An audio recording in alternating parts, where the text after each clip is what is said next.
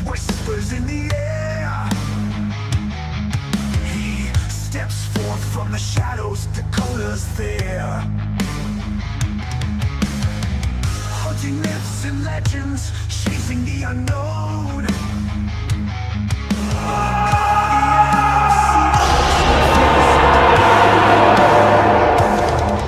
Machines hum in the silence, gears grind in the dark.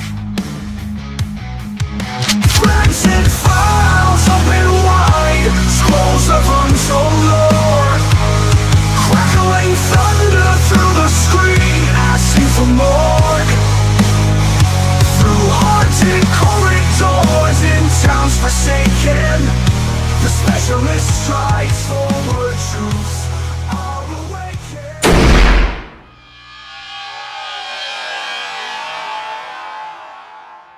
Monsters are real. There aren't any such things as monsters. Yes, there is. There is. It's Bigfoot. Big stinking Sasquatch. It might be hard for some people to believe that the subject of Bigfoot, Sasquatch, whatever name you want to utilize for this creature, was a topic that I initially didn't have a lot of belief in. Always tried to keep somewhat of a skeptical mindset when it came to supernatural concepts. But nevertheless, fate seemed to have different plans. And how this story unfolded continued to radiate till recent years. Is Bigfoot an alien? What does the Lord say? Alien. You mean an alien? Yes. Maybe. Who knows? The 2020s are weird enough to where anything is possible, right? But the South Hills Sasquatch is one of my own personal cases. And I figured it's time for a little bit of a story. Something to share with you all. And even though footage from this particular case, as I recorded it at the time, has been lost, unfortunately, there's been a number of transfers to different computers and not all the necessary data was saved properly and blah, blah, blah, blah, blah.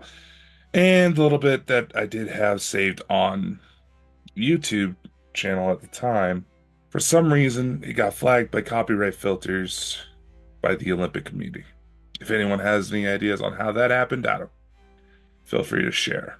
But still, this was a truly remarkable incident. And it's one that I've been fortunate enough to collect physical evidence on. Physical evidence that has actually been given validation by university professors. What? What are you saying? Proof. So whether or not I may have actually been onto something, Proof of Bigfoot? I guess that's for you to decide now, isn't it?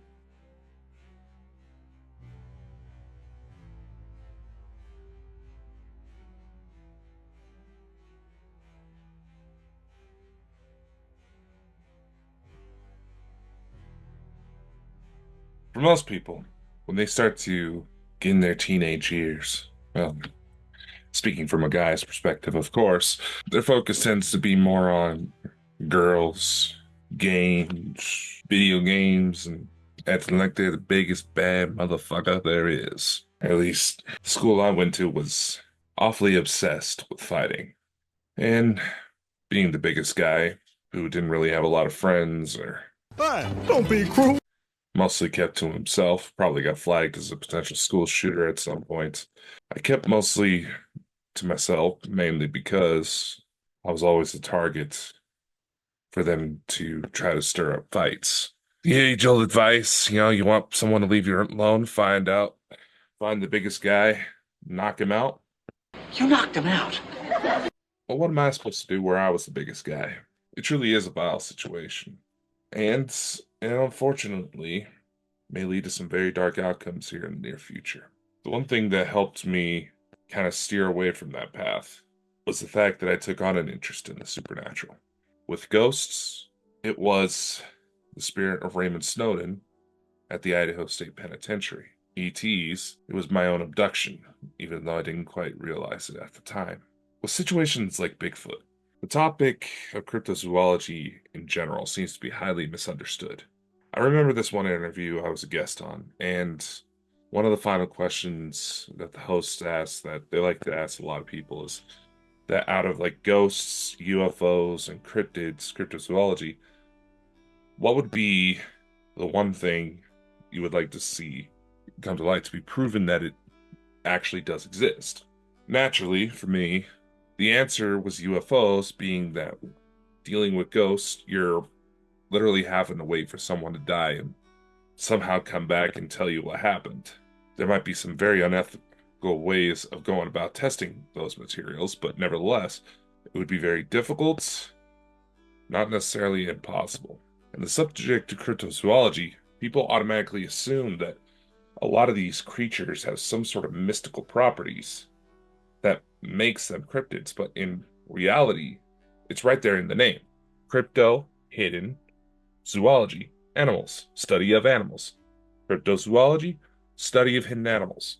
And there have been several animals that are well documented today that were once considered cryptids. The okapi, orangutan, even rhinos could technically be considered cryptids at one point, because the old school depictions of unicorns are highly believed to be misinterpretations of the rhino itself. So when it comes to the subject of Bigfoot, it's not that I didn't necessarily believe it wasn't out there. The possibility is always there. The possibility may be low, but it's truly never zero. And when it came to a majority of so-called Bigfoot hunters, I had to draw a lot of skepticism behind their claims, because people are dumb, panicky, dangerous animals, and you know it. It seemed to me that they were utilizing the idea that Bigfoot may have been an extraterrestrial species, that it may have been extra-dimensional in some capacity, for the fact that it was so damn hard to find. Why it was so hard to potentially catch evidence of the creature. In mainstream science, whenever they're trying to catalog a new species, the usual indicators are obviously waste left behind by the creature, food fragments, parts of a corpse, and any trace amounts like strange hair fibers, unusual markings, things like that. The situation with the Sasquatch is where it treads lightly due to the fact that these beings do leave behind physical evidence that they've been around. But either they are extremely elusive for being such a big creature, or very clever in their own right, that anything such as finding physical bodies, waste materials, anything like that hasn't happened yet. Maybe it has. So following the idea that there was some sort of conspiracy to hide the evidence of some sort of woodland ape, some sort of big creature, seemed kind of out there. What would essentially be the purpose of hiding an animal if it was just that? When I initially begun looking into Bigfoot, my approach, and it's honestly an approach I recommend anybody interested in cryptozoology take, is that try to catalog it as an unknown animal, as what cryptozoology really is. So, being that we're dealing with what is essentially believed to be an 8-foot tall gorilla with human-like intelligence. Damn! You sure you want to carry on with this? Study apes. Read up on apes. What are their likely behaviors? Obviously, if this creature was in fact living, it was a physical being. It needed somewhere to sleep, it needed something to eat, and needed a source of water. Basic materials for any living creature to be able to survive. Dr. Jeffrey Meldrum, in a series of email correspondence with me, suggested this idea, and that is that if you are going out into the woods to try to look for Sasquatch, try to focus your attention on areas that may have a high bear population. Because if you got all the necessary requirements right there to be able to sustain a bear population, a large omnivore, a Bigfoot, a Sasquatch, whatever name you want to use for that creature, could potentially fit that same criteria. I'm talking about this scientific aspect of this first, in order to establish why this case in particular sticks out. And in order to do that, I got to start from the beginning. My first encounter with the Sasquatch, with a likely Sasquatch being, Well, let's put it that way. I was in the 8th grade. So you're looking about age 12, 13. 12, 13, 14, right around there. And my class, we were on a school trip to the mountains, school ski trip to the mountains. There's a ski resort that all the schools eventually plan trips to called Magic Mountain. Very popular in the area. It's located within Sawtooth National Forest, or within an area us locals from here in Idaho call the South Hills. The terrain is a bit rough. The road snakes a lot, and you got to be careful if you're speeding down the road because there's quite a few blind spots where people have been known to get into accidents. But it is a paved road in order to get to this ski resort. It's not that hard to get to. It's a very beautiful area. I highly encourage any nature enthusiasts to actually explore it if you ever get the chance. A lot of big California types like to come up here to do just that. And you don't have to go off on any side roads. It's a main paved road, so if you're not comfortable going out and exploring, it's okay. The encounter in question didn't happen until after the ski trip was done and we were on our way home. As I had established earlier, I didn't exactly get along with a lot of my classmates. A lot of them just seemed to want to try to fight me for whatever reason, to make themselves look bigger. So, on a bus full of kids, I was one of the only ones who was left to his own, left to pretty much just admire the scenery as we were leaving the mountains. We were coming back from Magic Mountain. Excuse me. A lot of haze here lately. We were coming back from Magic Mountain, and as I was just watching the scenery go by as the bus was driving down the mountain, I noticed a cave on the side of one of the mountains. There's a lot of sagebrush through that area, so if you try to go looking for it, it's probably overgrown. But there was this cave in the side of the mountain. Looked like it was somewhat easy to get to, but you had to really be careful with the terrain. Let's just say, while there is a lot of paved roads up that way, a lot of people still get injured, and fire rescue crews have a very hard time getting up there. So, you slip too wrong, you're probably SOL. The cave itself seemed to stand out. How nobody else noticed this, I'll never know. But I was watching this cave because I noticed the shadows start moving through it. And as I got closer, this thing stood at the mouth of the cave. And this thing looked huge, easily over 6 foot. I watched it as it watched the school buses go by. Just stood there, minding its own business. It rested its hand on the top of the cave like it was just relaxing there.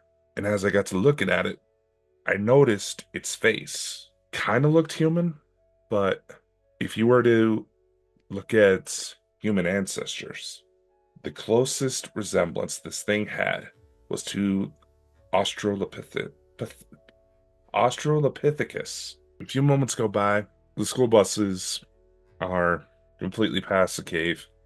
I'm still trying to eyeball it as much as I can because from what I could tell, from my perspective, it looked like whatever it was went back into the cave. It didn't come out or didn't look like it came out or anything like that.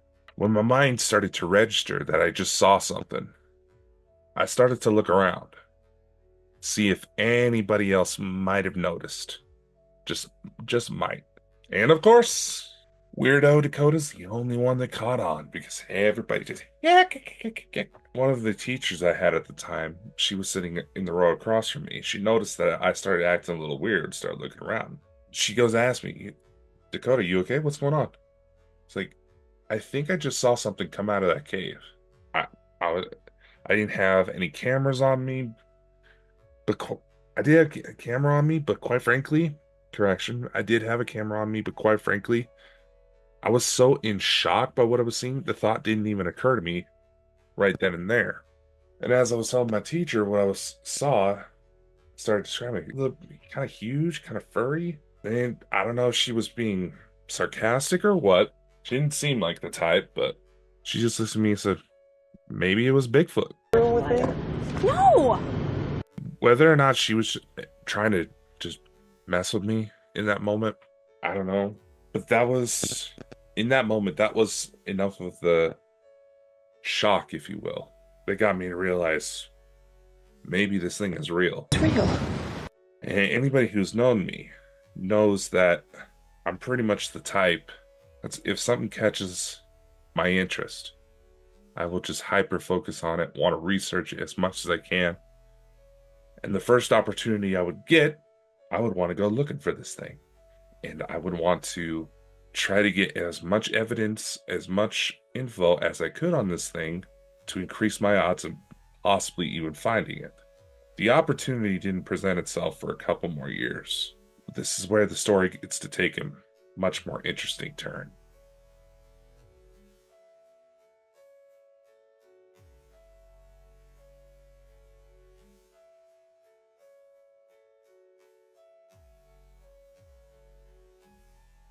Oh, hello. I know, right?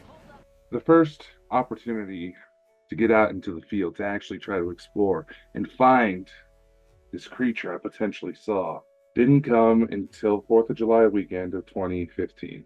Unfortunately, the opportunity presented itself through a family camping trip. So you were always an asshole. Grandparents, uncles, aunts, mother, cousins, all of whom would not really support what I was doing.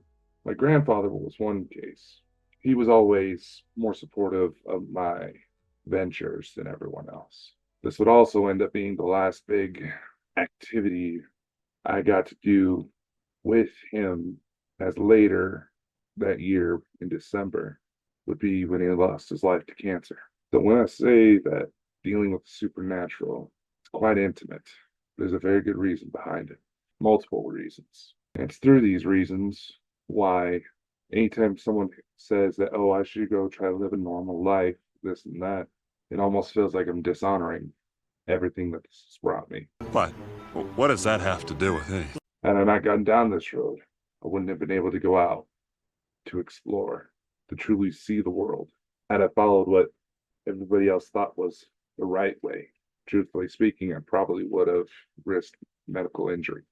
Some may be thinking, well, Dakota, if you have certain conditions like you mentioned in the past, wouldn't going out on these sort of hunts be dangerous to you? Yeah, it can be, but I've learned to manage. Besides, I hope I am never at the point where I'm so low that I just want to shrivel up and die again. I don't want to have whatever ails me, whatever's holding me down, to keep me down. I want to be able to go out and explore and to see these truly magnificent things. Granted, I was a teenager when I got my start. I started putting things together how I could. At the age of 14, by the age of 15, I started taking on cases. Getting back into Sasquatch, this was my first opportunity to actually get out into the field. Not just get out into the field, but get out somewhere that I knew there was a documented history. See, here in Idaho, you would expect that one of the states here in the U.S. that has one of the highest numbers of natural forest reserves would have plenty of stories of things going bump in the night out in the wilderness. And it does. In the year 2017, a woman traveling along Highway 95 reported to authorities that she had been in a car accident and she had hit Bigfoot. No reports ever came out from police sources to indicate that was in fact what happened, but the story still remains. The latest incident of a Bigfoot sighting I became aware of was back in 2021 near Shoshone, Idaho, where, again, the authorities were called, this time because a farmer had reported a possible Bigfoot stalking his livestock, stalking his farm. And the thing is, with this case, he's actually had some animals go missing. Within the South Hills, there's plenty of areas one can get lost if you're not careful.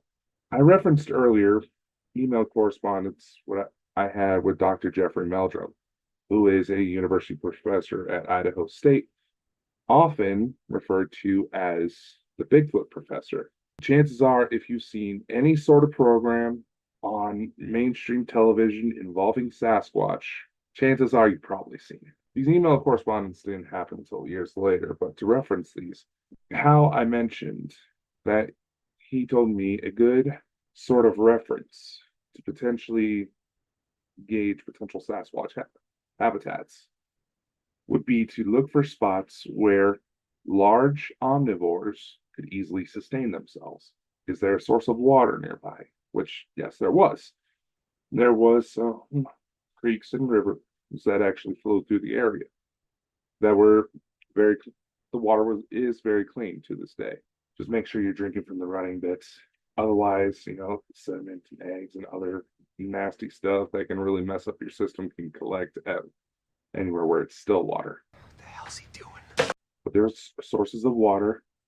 There was food. There's fish. There's actually hatching grounds for fish at a spot that's not too far from Magic Mountain. In fact, it's much further into the mountains. It's referred to as the Hummingbird Sanctuary.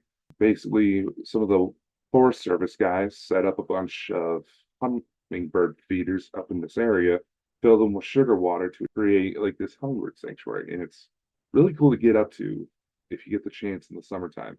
Excellent opportunity to escape the heat. And if you're wanting to talk about sustaining the likely protein intake that a large 7 to 8 foot tall creature would need in order to sustain itself, there are spots where you can get berries and fruits, probably dredge up some good roots as well up there. But there was often deer, elk, sometimes even moose up that way.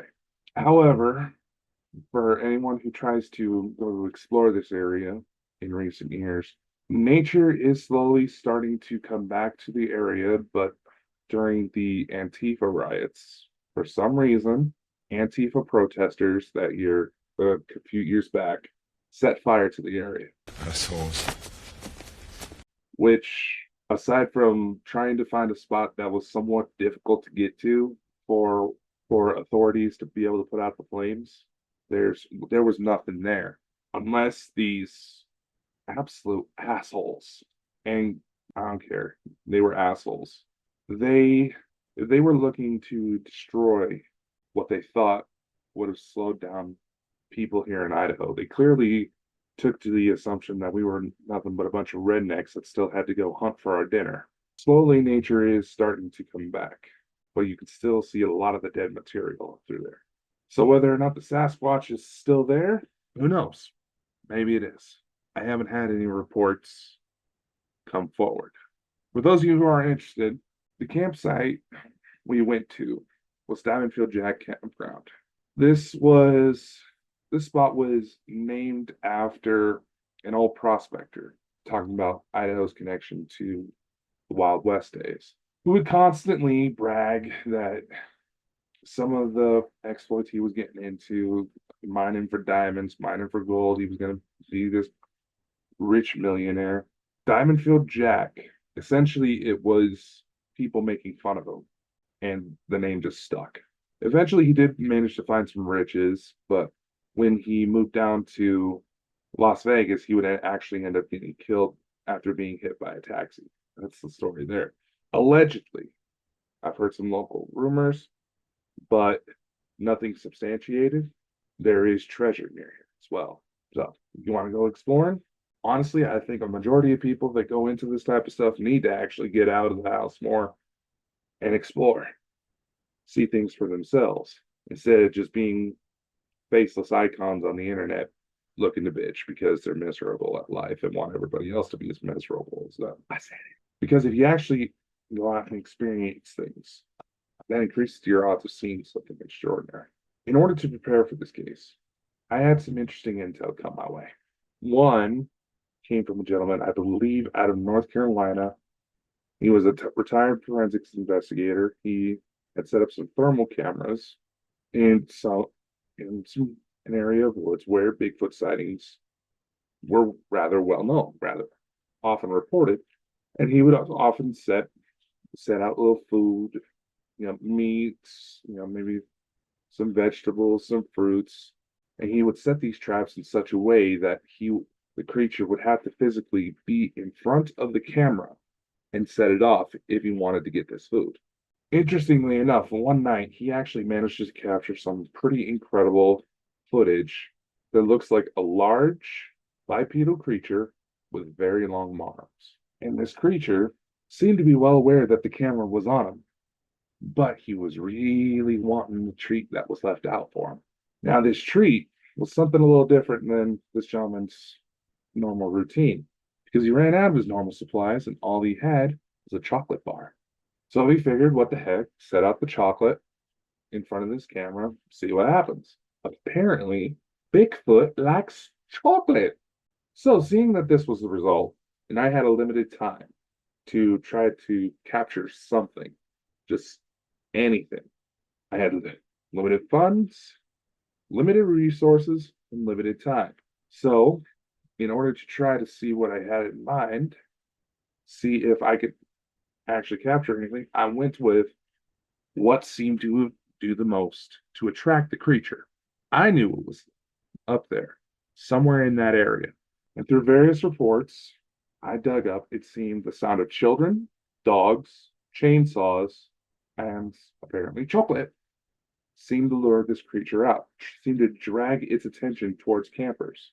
I had my younger cousins, who at the time, my younger cousins and my sister, who at the time, if I remember correctly, the oldest of them was like 12 years old and all below. And aside from the 12-year-old, the youngest ones knew very well that I did this stuff. They wanted to help, so I took advantage of the free labor for camera equipment. I had a small night vision camcorder. It's one of those little cheap ones. They're like a little black brick. I think I have somewhere in my stash stills, and the built-in USB. I also had a pair of night vision goggles. Oh, cool, night vision. One of those Spynet toy ones that had the little display screen on the inside of it that was about the same size as the screen on an old flip phone. Like I said, I was a teenager. I didn't majority of my income was what I got from babysitting. That's it. And because I wanted to build something, I wanted to build all this, get out into the field, see this stuff, and go exploring, do this a lot more. My family took full advantage as long as they tried to slip me a few bucks here and there. It's even quoted in one of the earliest book appearances I did. In fact, I see the book here right now, Hauntings from the Snake River Plain. There should be a link to this, and a link to the Amazon listing for this in the episode description, but my mother is even quoted saying that it was a decent activity that helped keep me out of trouble. Because let's face it, at a young age, I knew I was experiencing some random stuff, and I also knew very well that if I partook in the use of certain substances or got involved in certain activities, I would not be taken as seriously. No shit! Back in these days, I actually used to hide my age, which was pretty easy for me to do, being that I was already going bald and over 6 foot. At this time, I was about 6'5", wore a US men's size 15 shoe. It's a big foot. I bet he's a big fellow. I'm not exaggerating this. So up until I did an appearance on a local radio station, very few people actually had any inclination that I was underage. By the time it got leaked out, people were impressed enough with what I set up by myself that it didn't matter, which makes these findings, which helps me quite a bit.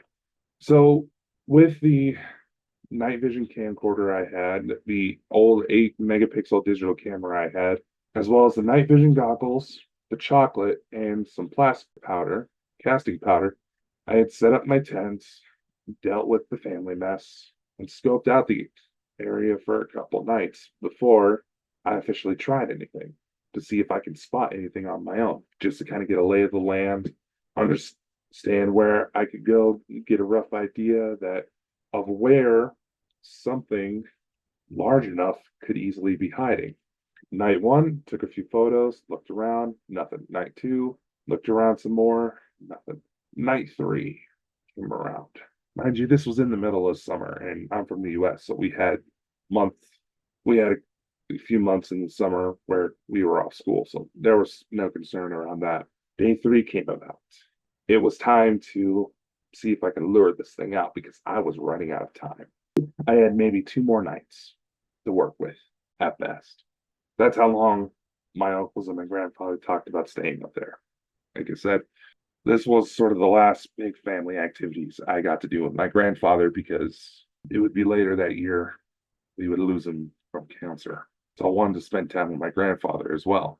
Throughout the whole camping trip, my grandfather even mentioned that he had the feeling something was watching the campground. And he was the type, he liked to go outdoors a lot. So he knew that there was a pretty good chance, if you had something stalking you, you stay very still, you do not move, and eventually the thing will lose interest. And he also reported that this thing, whatever it was, And what the hell is that smell? seemed to smell bad. Now, you go to areas like Deep South down in Florida, their Bigfoot reports, the name they tend to use is skunk ape because it's a big, hairy, stinky ape. And that's actually one of the clues to watch for if you're ever in a situation where you're trying to look for Bigfoot is the smell, because that means it's close and watching. Remember, you ever go out into the woods, chances are the animals are going to see you before you see them. So the indication was there that something intelligent enough to hide itself was watching us, seeing what we were up to. If anything, it was just as curious of us as I was of it. So 9:30 came around. I wanted to try to catch an actual cast of a Bigfoot print. So I needed to find the optimal area. Obviously, I needed the ground to be soft enough for a large animal to be able to leave a decent print. At the same time, I also wanted it somewhere close to the camp so I could watch from a distance if it came out of hiding. I went a little further into the trees, found a tree stump. The ground was kind of soft, but I needed it to be a little looser. So I grabbed a shovel and some rakes that we brought along and loosened up the dirt as much as I could, using the rake to level it out to try to avoid any potential contamination. Have someone say, oh, you had that print because of how you stepped the ground with the shovel or something along those lines. I tried to be smart about it. Directly from this stump, about a good 40 feet. Like I said, it was a good distance enough from the camp, but close enough I could physically see it, and I could physically see the campfire that was going. Try to be somewhat safe while I'm doing this as well. I had the chocolate with me. I'm setting up the area. I'm loosening up the ground. Like I said, I was about 6'5" at the time, so I used my own bodily portions, to try to gauge what a creature that was a little bit bigger than me, the space it would need. What would be the light, how far back from this tree stump would it go to reach for the candy, things like that. And as I was doing this, it was getting to be about 10 o'clock at night. It was dark. The stars were out. Beautiful night.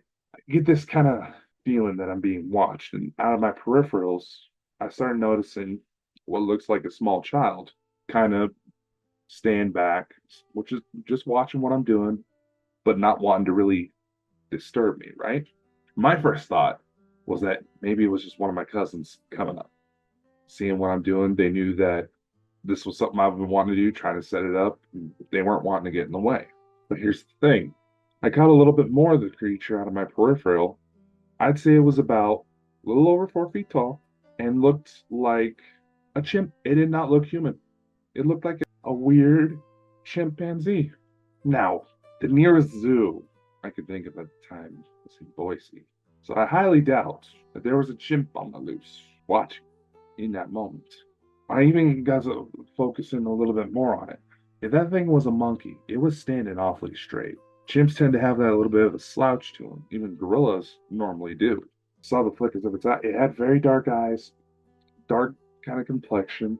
And then I realized, wait a fucking second. That thing's not human.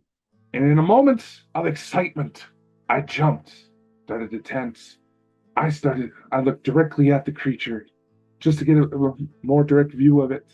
I saw it and I realized the second I realized it was there, the little bastard ran.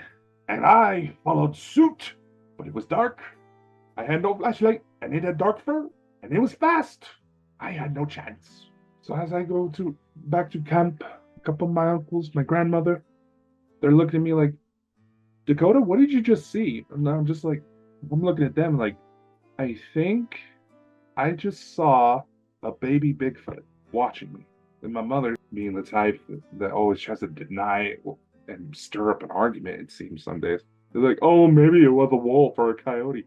While it's not necessarily unheard of for canine-like species to walk on their hind legs under certain circumstances, or bears even, more common bears. They have more muscle structure to be able to handle it, but dogs can walk on their hind legs under certain circumstances for usually just for short distances, but sometimes you get that one smart dog that maybe lost its front legs and got a bit clever.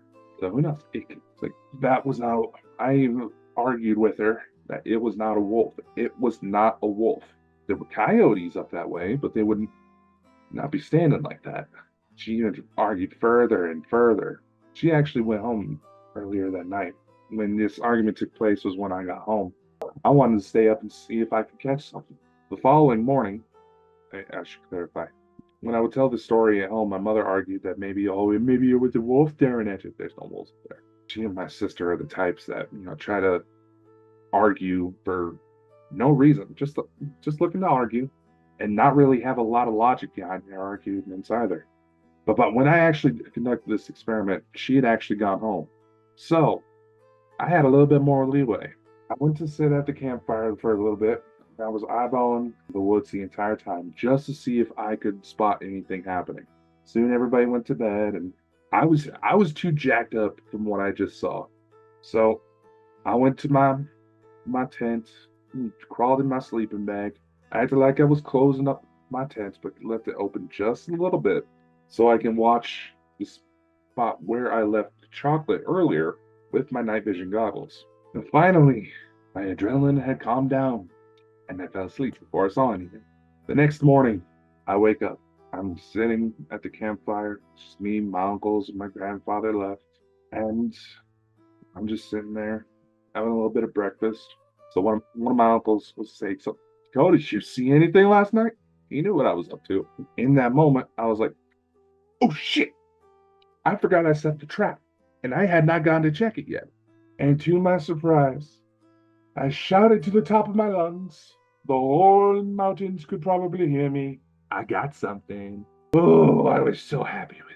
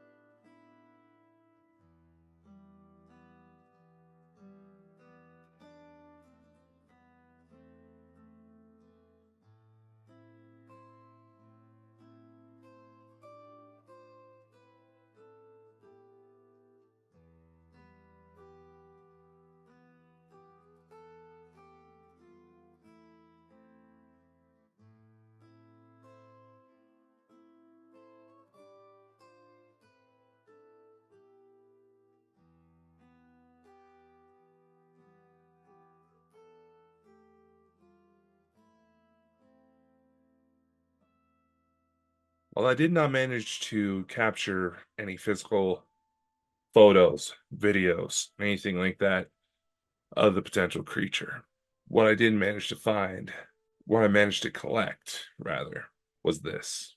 I took this cast by myself, comparing it to my size 15 foot at the time. Nowadays, my foot's gotten a little bit bigger nowadays. Let's see. So this is my shoe here, US men's size 20. But based off of my foot, I would estimate this thing to at least have been a US men's size 16. This thing would have been huge. The fact that there was a child alone as well as multiple sightings just from myself.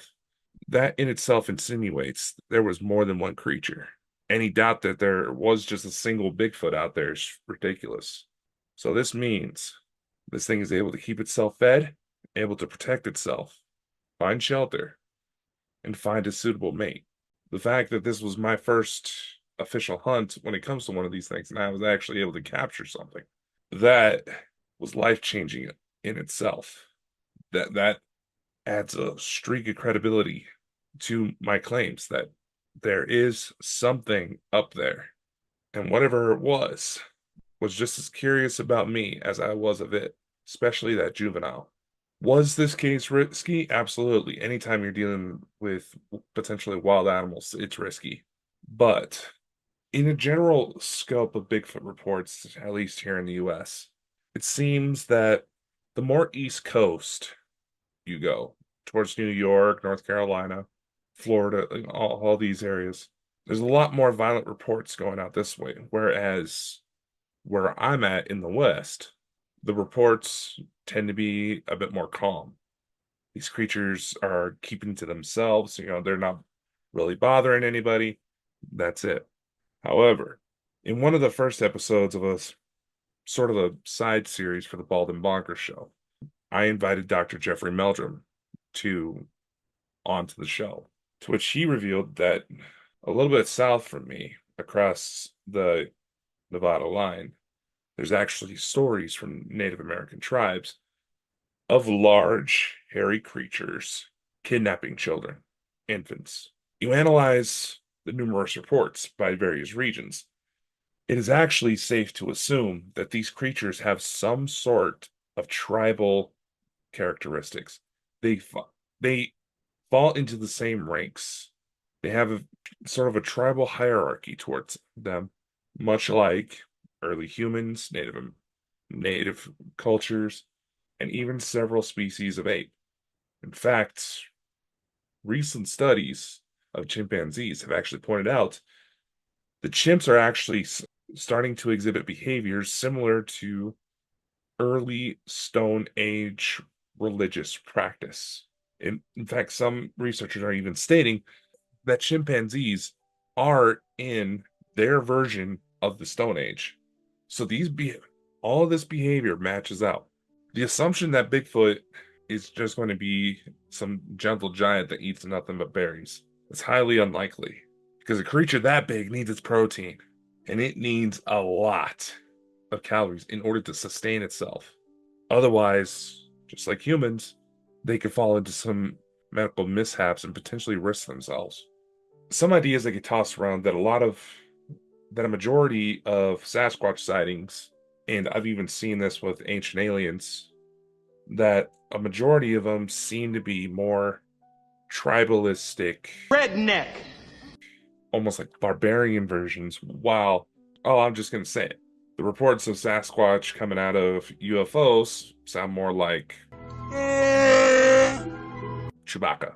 Me personally, I have not seen any correlation to UFO activity in my own field work, but that doesn't always necessarily mean it's there.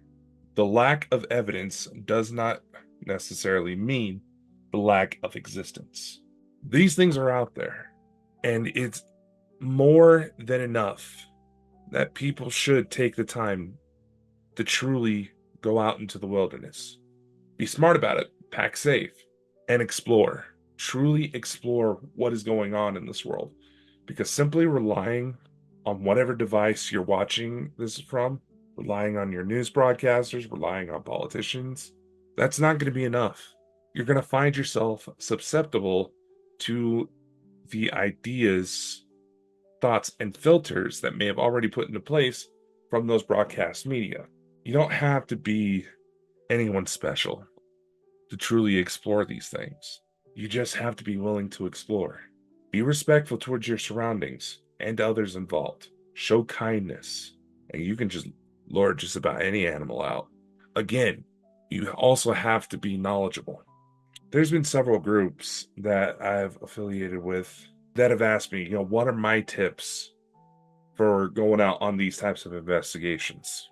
Well, I know the standard fashion for any sort of supernatural investigation is borderline emo goth. But first off, please, please, please, if you decide to take that leap and go exploring for yourself, exercise some basic hunter safety.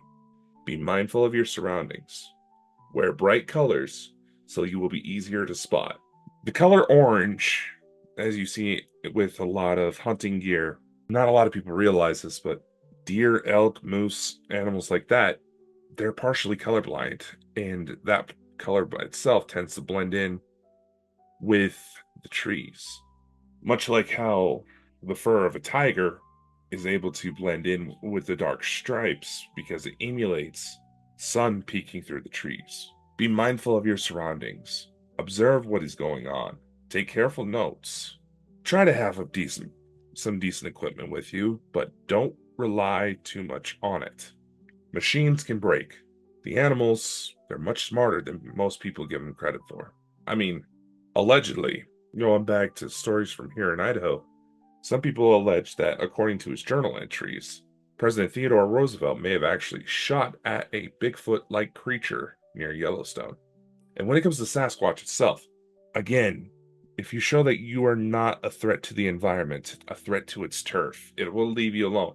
It may scope you out just to make sure you mind yourself. But if you go to piss it off, chances are they will attack. And these things can throw boulders. No effort. Elena Denon, in her book, I'm gonna grab my copy of it real quick. In her book, Encyclopedia Galactica, Portraits of the Star Nations, from Book 1, From Andromeda to Kansas Minor, she actually adds fuel to the Bigfoot is an extraterrestrial debate through much of her works, stating that these were actually sort of refugees from a planet that used to be within the asteroid belt that was destroyed. Mainstream science actually speculates that there may have been a large, almost planetary body within the asteroid belt that somehow got destroyed because of the concentration of asteroids by itself. It seems awfully high compared to other star systems. I will have a link to this book in the episode description, as well as to the news articles referenced, and especially where the earlier video thermal footage I showed comes from, so you can get yourselves a little bit more backstory behind each one if you choose to do so. None of these clips are an attempt on my behalf to try to claim any sort of copyright. These were simply just put together to help illustrate the story, to show some resources, and allow people to actually allow people to go explore on their own if they so choose so. In fact, I have her right here. She has them listed as the Kutu, and here she goes into detail that one of the planets they allegedly resided on was within our solar system's asteroid belt. It was a planet called Maldek, and it was destroyed in a war. It should also be noted that the planet Mars, its surface is believed to look the way it does now because of some sort of major cataclysm. Something clearly happened. Exactly what, it's hard to say till alleged looking glass technologies becomes more available to the rest of the population. And for those of you who don't know what that is, those are said to be devices that can look through space and time and allow the user to observe any event that transpired anywhere. Certainly would be helpful to utilize such technologies to solve some of the biggest mysteries that we have. But who knows? If we go to solve these mysteries, what else comes forward? Because the journey for answers never ends. I will also have a link to the episode of Bald and Bonkers Contact, or at least the archives version of it, for the Jeffrey Meldrum interview, so you can see what he had to say. He was an individual in regards to this subject I've wanted to meet for a very long time.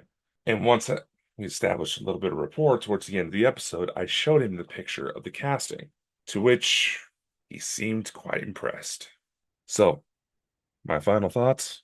Is there truth to the Sasquatch? Oh yeah, something's out there. Is it an alien? Maybe. Several reports all over the world suggest that the Sasquatch may actually have the capability to understand human language. In some cases, they can speak English. Some native legends talk about very similar beings interacting with various tribes as if it was just another day. They were some sort of forest guardians. Guardians of what? Who knows? Some have speculated they are forest spirits meant to try to help protect the trees, preserve wildlife. Some have suggested there may be an inner earth connection. In regards to my case, the caves up in the South Hills, they are volcanic in nature. There are old lava caverns not too far from me, and it's partially responsible to why the state of Idaho is known as the gem state, where we have some of the highest numbers of different minerals found anywhere. In fact, we have minerals and gems here that are so rare. We have like the star garnet, if I remember correctly. It's only found here in Idaho and in India. Certainly interesting, ain't it? As far as Bigfoot being some sort of undiscovered ape, it's possible. One of the theories out there is that it may be a modern descendant of the Gigantopithecus, which essentially was a giant ape, but it was actually an ancestor of modern orangutans that essentially went to extinct because climate change basically killed off all of its food. And with these creatures, could there be some sort of branch evolution that became humans? Maybe. Are they interdimensional? Possibly. Elena's book points out that very possibility. And I'm using these terms in sort of a generic, alleged sort of framework to try to keep room for error. I don't want this to become some sort of gospel. What I would like is for anybody in the audience to share their thoughts. Let's get a discussion going. Hell, if you believe you've had some sort of encounter with a very similar being, share your story. I would be more than happy to hear it. Search for truth never ends, because the second one answer is found, a million more will always come up. And who knows, maybe there'll be an opportunity. You may have a chance to sit down one-on-one and have a conversation with one of these beings. The possibilities are endless, but you'll never know until you actually get off your ass, go explore, and see what all this world has to offer. My name is Dakota Frandsen. See you next time.